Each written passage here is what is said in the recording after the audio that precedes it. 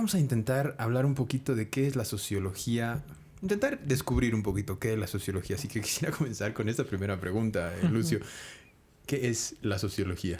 Ya es bien complicado definirla así como que siempre desde que inicias la carrera te dicen ¿qué es la sociología? Digamos, ¿no? Ya.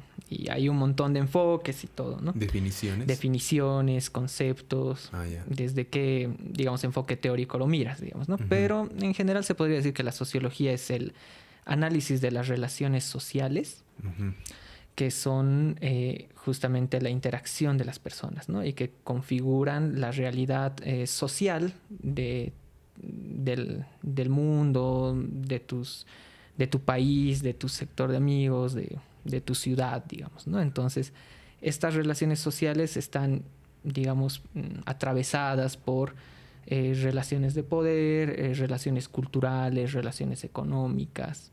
Entonces, la sociología es eso, ¿no? La relación, el análisis de las relaciones sociales. Entre las personas. Entre las personas. El estudio de las personas, pero cómo se relacionan entre ellas, ¿también podría ser válido un resumen de lo que has dicho? Sí, cómo se relacionan entre ellas y cómo también la propia sociedad se relaciona con diferentes campos de la propia sociedad, digamos, ¿no? O sea, la sociedad o tu círculo, digamos, cómo se relaciona con otro tipo de círculos, con el Estado, digamos. Ponele cómo se relaciona Bolivia con Chile.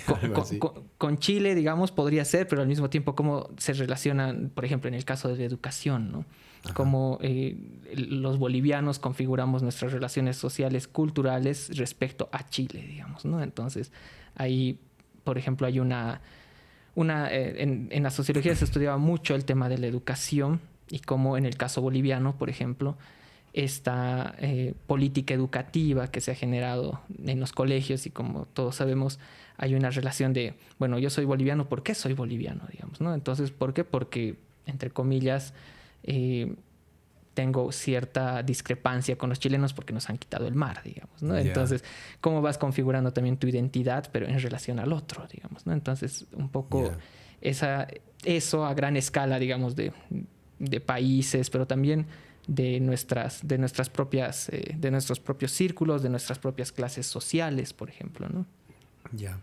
O sea, perdón que siga con el tema, pero la palabra clave que dices es relación. Relación. ¿Por qué estudiar al ser humano desde la relación? ¿Por qué? Bueno, porque en la relación se configura, digamos, ¿no? O sea, un poco la psicología te va a decir que hay razones individuales y también construcciones individuales de los sujetos, digamos, ¿no? La sociología va a ir por otra parte y va a tratar de ver el relacionamiento, porque ya no solamente operas de manera personal, subjetiva, digamos, cuando te relacionas con el otro, digamos, ¿no? Entonces ahí vas configurando, digamos, cierto tipo de patrones de comportamiento,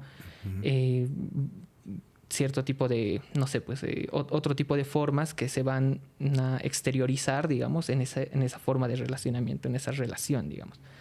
Relaciones de poder, por ejemplo, ¿no? Así de profesor sobre los alumnos, digamos. Hay un tipo de relación, digamos, ¿no? Entonces, en esa forma de relacionamiento es lo que la sociología analiza e intenta darle desde diferentes enfoques, ¿no? Explicaciones, digamos, ¿no? Me acuerdo que alguna vez leí... no me acuerdo de quién, era en un libro de política, si no recuerdo mal.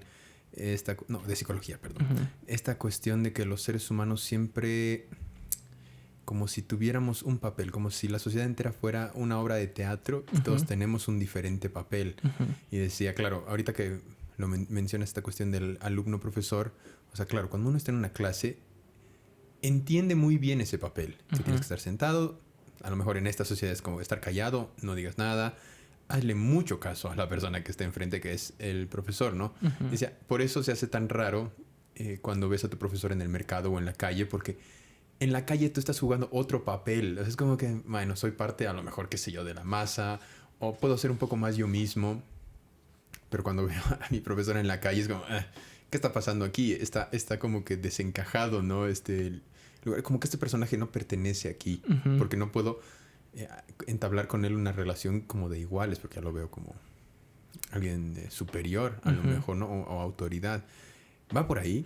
Va por ahí. A ver, por ejemplo, el tema de las relaciones. muchas veces, y sobre todo eso, ¿no?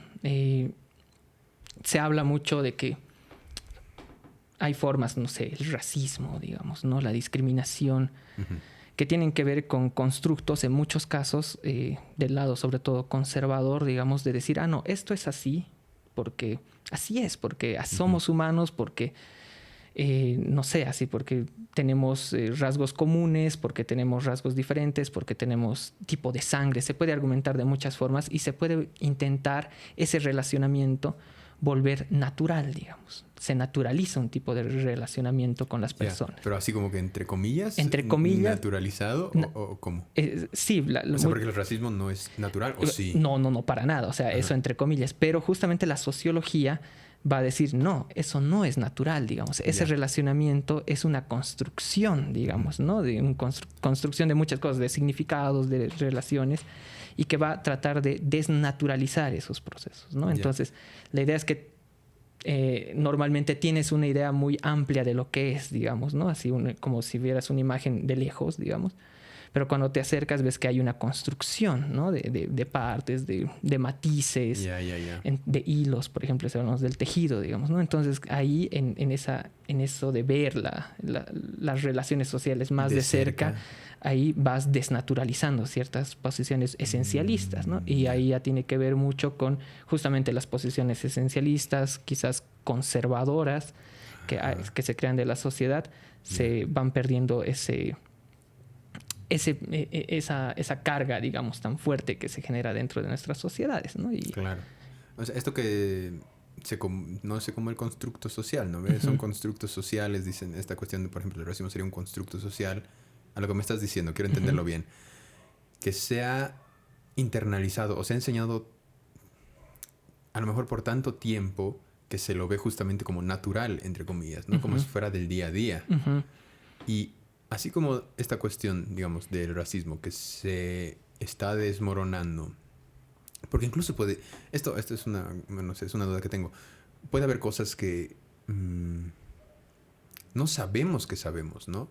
Pero que simplemente decimos, qué sé yo, blanco es bueno, negro es malo. Listo. Oye, pero es que a lo mejor por ahí hay un constructo que está tan dentro tuyo que no sabes que está actuando por ti o que está pensando por ti. Va por ahí.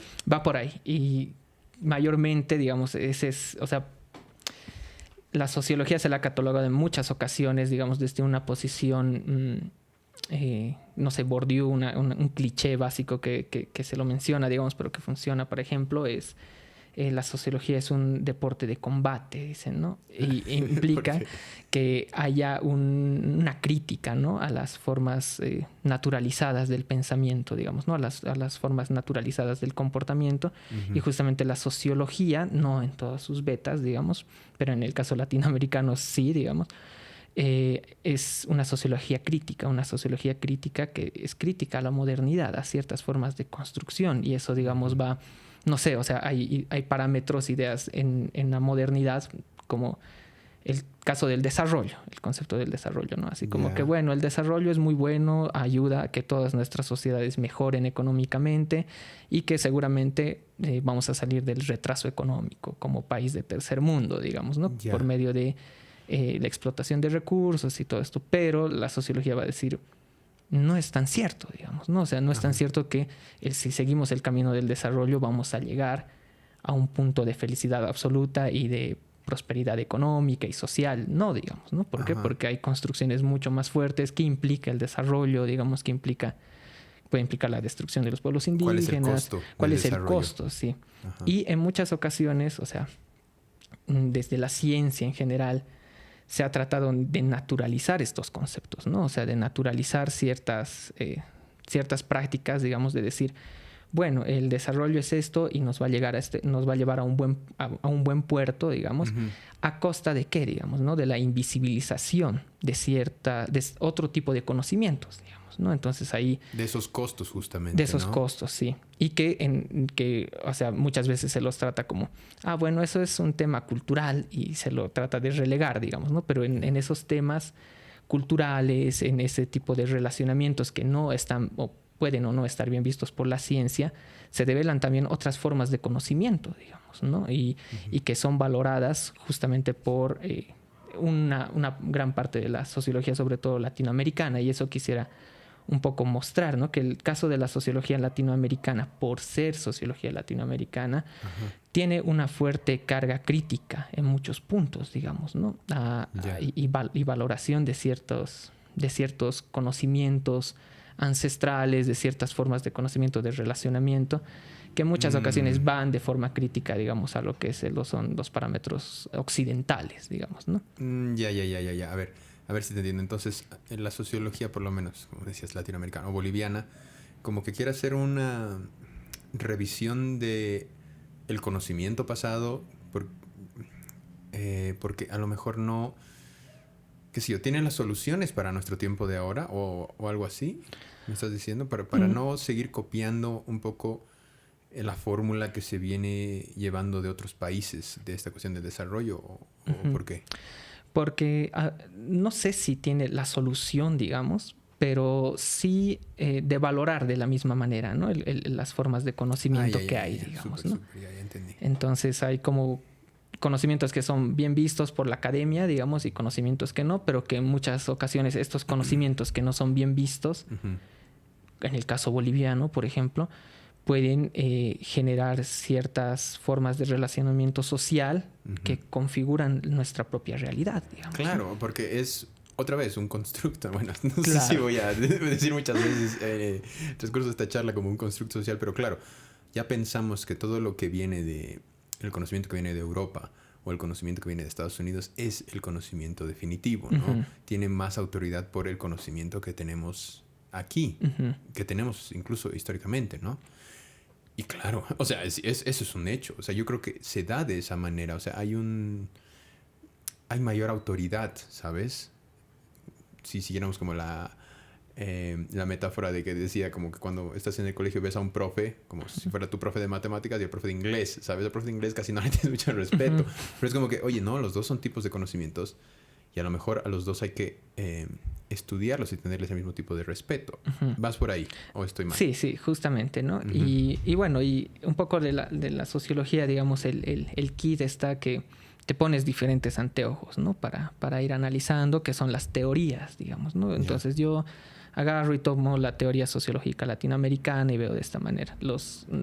Otro tipo de sociología norteamericana te dirán no, que tratará de ser, por ejemplo, más neutral, digamos, ¿no? Hay una idea muy de la sociología norteamericana de mostrarse neutral frente a los problemas. No se te va a decir la sociología norteamericana, no se trata de quién es bueno o malo, de quién hay las relaciones de poder existentes, que sí no las niega, pero dice hay que mantener una neutralidad, digamos, ¿no? Entonces ser puro observador. Ser puro observador y dar solamente los datos, digamos, ¿no? Entonces entre escuelas de la sociología hay diferentes visiones, digamos, pero que en el fondo es un poco eso, ¿no? Tratar de develar estas construcciones que parecen muy naturales, que parecen del sentido común, digamos. Claro, ¿no? o que bueno, es que la palabra natural creo que es la que mejor lo explica, que se hubieran dado de manera natural, ¿no? Oye, mira, eso por ejemplo no me estoy enterando recién. La sociología también tiene escuelas. Porque igualmente hace poco que la psicología, o sea, no es como que es una rama, digamos, que todos dicen, sí, esto te vamos a enseñar y es de esta manera. Tienen escuelas que tienen diferentes tipos de vista o diferentes tipos de enfoque ante un problema, ¿no ve? Así como la psicología. Entonces, ¿cuál es la escuela que tiene más o tiene más popularidad o tiene más peso? ¿Cuál es? Creo que hay un par de escuelas, ¿no? Una podría ser desde la escuela marxista y de la teoría crítica, que tiene un peso fuerte, digamos, ¿no? Que es justamente analizar críticamente las relaciones de poder, que la economía es fundamental a la hora de ver la sociedad, digamos, ¿no? O sea, claro, el marxismo va a tener un peso muy fuerte en eso. La teoría crítica va a ver un poco la cultura de masas como sentido de dominación, digamos, ¿no? Hacia las personas, como tema de análisis de programas de televisión, del tipo de música, de muchas cosas, que va a decir, bueno, esto se expande. ¿Por qué? Porque tiene un sentido más en favor no sé, del capitalismo, de las clases dominantes, del mercado internacional. Entonces va a ser más crítico, ¿no? A la modernidad, justamente, ¿no? O va a criticar, ¿no?, el sentido que tiene la modernidad. Después van a haber otras teorías que, por ejemplo, el caso del positivismo, ¿no? O sea, que es mucho anterior, pero que la sociología nace como una ciencia positiva, ¿no? Entonces, ¿cómo es eso? ¿Qué es positivo? Una ciencia positiva es como las ciencias naturales, digamos, ¿no? Que va a tratar de buscar ciertos factores explicativos para decir suma 1 más 1 igual a 2. Entonces, por esto es así la sociedad, digamos, ¿no? Quererla hacer una ciencia como exacta. Exacta, sí, justamente. Y nació así con Comte, digamos, que era uno de los principales positivistas. Y hay algunas líneas que intentan seguir, ya no es tan recurrente ahora, digamos, ¿no? Luego viene el funcionalismo, el estructuralismo, luego va a venir, ahora hay tendencias más neofuncionalistas, digamos, ¿no? Todas con sus propias características y matices, pero digamos, sería muy, muy amplio hablar de eso. Y creo que, por ejemplo, en el caso de, o sea, señalando ya en Bolivia, sí hay también un aporte muy importante de la sociología boliviana, porque, por ejemplo, en el caso de Flaxo, de México, la biblioteca lleva el nombre de un sociólogo boliviano, que es René Zabaleta Mercado, digamos, ¿no? Ah, sí. Ajá. O acá, por ejemplo, en el contexto latinoamericano, los pensamientos, las ideas de Silvia Rivera Cusicanqui van a ser fundamentales, digamos, para tratar de elaborar una teoría o sociología boliviana, digamos, ¿no? Entonces, ¿y por qué es tan importante, digamos, ¿no?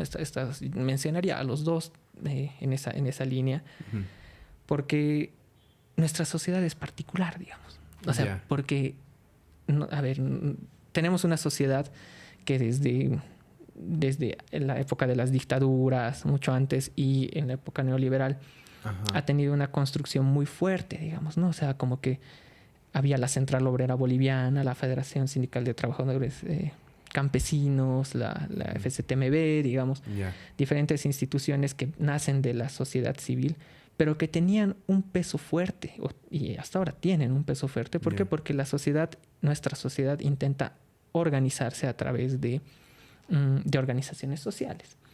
Y son muy fuertes. Nuestra sociedad boliviana. Nuestra sociedad boliviana. Entonces tenemos, por ejemplo, los sindicatos de choferes, tenemos todo, ¿no? Así, construcciones así, pero que tienen un peso propio y un peso muy fuerte. Y hay una ausencia en muchas... Ha crecido, ¿no? Pero en general en la historia boliviana hay una ausencia de Estado en muchas situaciones. Y el Estado es mucho más débil que otros estados, ¿no? O sea, y te lo demuestro un poco con el caso del 2002, con el caso de Gonzalo Sánchez de Lozada, digamos, y el 2019. O sea, la gente puede tener todos los matices que se quieran, no vamos a entrar a ese debate, pero hay una fuerza de la sociedad para, digamos, sacar un gobierno de turno, digamos.